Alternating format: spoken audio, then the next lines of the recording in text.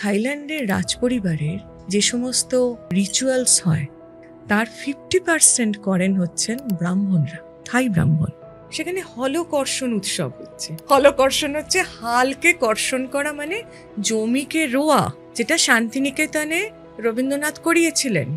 এটা হচ্ছে হলকর্ষণ, ইংরেজিতে হচ্ছে প্লাউইং সেরেমনি।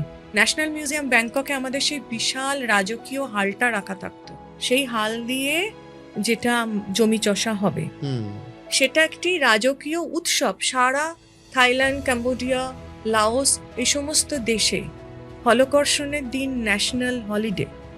সেই অনুষ্ঠানে মানে উপস্থিত থাকছেন স্বয়ং রাজা বা রানী, থাকবেন এগ্রিকালচার মিনিস্টার এবং ওখানকার সমস্ত বিদ্বজনেরা, সমস্ত জ্ঞানীগুণী মানুষ তারা থাকবেন, এবং কৃষিমন্ত্রী নিজে ওই হাল কর্ষণ করবে।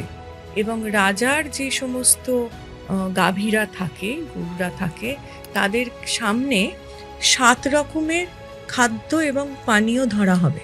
আচ্ছা, তারা যেটা খাবে সেই ফসলের চাষ সেই বছর হবে, এবং যদি জল খায় তার মানে প্রচুর বৃষ্টি হবে।